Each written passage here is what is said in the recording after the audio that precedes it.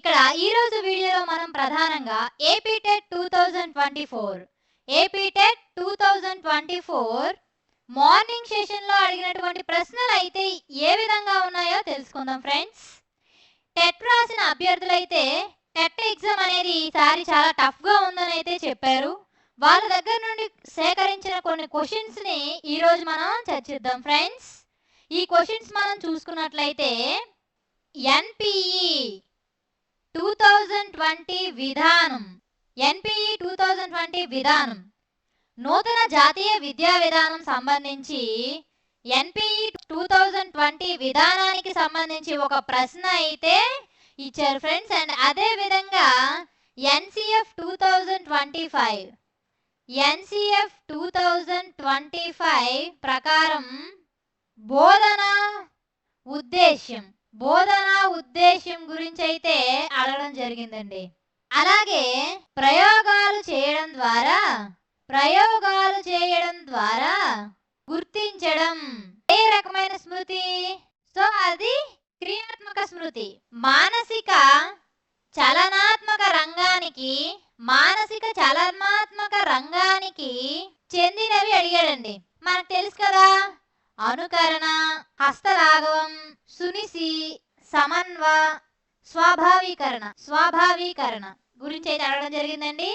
తర్వాత అంతర్జాతీయ బాలల దినోత్సవం గురించి అయితే అడిగారండి. దేని గురించి అండి? అంతర్జాతీయ బాలల దినోత్సవం గురించి అడిగాడు.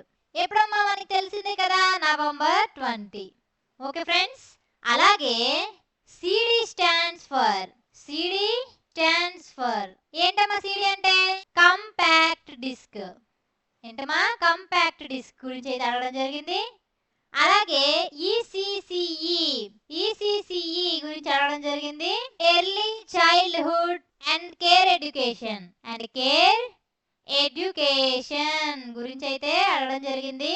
మరియు ప్రవర్తనవాదాన్ని ప్రవేశపెట్టింది ఎవరు అని అడిగారమ్మా. ప్రవర్తనవాదాన్ని ప్రవేశపెట్టింది ఎవరు అని అడిగారు. ఎవరు ప్రవేశపెట్టారమ్మా? మీకు తెలుసు కదా, చెప్పండి ఆన్సర్. ఎవరు కనుగొన్నారు? ఎవరు ప్రవేశపెట్టారు? JB Watson. అలాగే ఆర్టీఈ 2009లో సెక్షన్ల సంఖ్య అడిగాడండి. సెక్షన్ల సంఖ్య గురించి అయితే అడిగారు. మొత్తం ఎన్ని ఉన్నాయమ్మా? 38. Okay friends. అలాగే తెలుగులో నుంచి మాయా కంబల్ నుండి చంచల పాత్ర గురించి అయితే అడగడం జరిగిందండి. అలాగే వెండి లాంతరు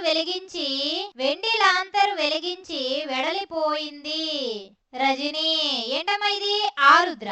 నెక్స్ట్ త్యాగయ్య బిరుదు గురించి అడిగాడు. మరియు నీలకంఠం కథలు రాసింది. ఇలాంటి క్వశ్చన్లు అయితే అడగడం జరిగిందండి. దీని ద్వారా మనకి ఏమర్థమవుతుంది? టెక్స్ట్ బుక్ లోని పాత్రలు, కవులు, సందర్భాలు గురించి అయితే అడుగుతున్నారు అనేది అయితే మాత్రం అర్థమైంది. మీరు ఇంకా టెట్ ఎగ్జామ్ రాయినట్లయితే, ఇంకా రేపో ఎల్లుండో రాసిన వాళ్ళు అయితే మాత్రం ఖచ్చితంగా టెక్స్ట్ బుక్ లో పాత్రల గురించి, కవుల గురించి, సందర్భాల గురించి అయితే ఒక షార్ట్ నోట్స్ ఉంటే చదువుకోండి ఫ్రెండ్స్. దీని ద్వారా మనకి ఏమర్థమైందంటే ఎన్పిఈ, ఎన్సిఎఫ్, ఆర్టీఈ గురించి అయితే ఎక్కువ అడిగారు కదండి. కాబట్టి ఈ టాపిక్స్ నుంచి అయితే క్వశ్చన్స్ రావచ్చు. కాబట్టి ఈ టాపిక్స్ ని క్షుణ్ణంగా చదవండి ఫ్రెండ్స్. అలాగే తెలుగులో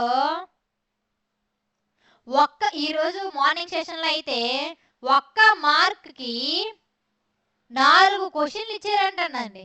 4 క్వశ్చన్లు ఇచ్చారంట. ఎలాగా? సందులు ఉంటాయి కదండి, సందుల్లోని యనాదేశ సంధి, వృద్ధి సంధి, గుణ సంధి, ఈ సందులు ఇచ్చి పక్కన పదాలు ఇచ్చి మ్యాచ్ చేయమన్నారంటండి. ఒక వాడు ఇచ్చేసి ఏ సంధి అని మ్యాచ్ చేయమన్నారంట. అంటే మీరు ఖచ్చితంగా సందుల గురించి అయితే క్షుణ్ణంగా చదివేసి అయితే ఉండాలి. పేపర్ అయితే చాలా టఫ్గా ఉందని చెప్పారండి. సమాసాల గురించి అడిగారు, జాతీయాల గురించి అడిగారు. సమాసాలు పూర్తిగా మీరు క్షుణ్ణంగా చదివేసాలండి. అదే కాకుండా జాతీయాలు కూడా అడిగారంట. సో ఈసారి మాత్రం పేపర్ చాలా టఫ్గా ఉందంట ఫ్రెండ్స్. కాబట్టి మీరు షార్ట్ నోట్స్ ఏమున్నాయో అవి మాత్రం ఫుల్గా ప్రిపేర్ అయ్యి అయితే వెళ్ళండి. ఈ వీడియోలో అయితే ఎంతవరకు చెప్తున్నాను. ఇంకా ఏమైనా క్వశ్చన్స్ ఇంకా ఎవరైనా అభ్యర్థులు నాకు చెప్పినట్లయితే వెంటనే వీడియో ద్వారా మన ఛానల్లో అప్లోడ్ చేస్తాను. అదే కాకుండా ఫ్రెండ్స్, ఈవినింగ్ ఎగ్జామ్ అయిపోయిన తర్వాత కూడా సెకండ్ సెక్షన్ అయిపోయిన తర్వాత ఏమైనా క్వశ్చన్స్ నాకు అందుబాటులోకి వస్తే ఖచ్చితంగా మీతో షేర్ చేసుకుంటాను. ఓకే ఫ్రెండ్స్, వీడియో నచ్చితే షేర్ చేయండి, లైక్ చేయండి, కామెంట్ చేయండి. Thank you friends.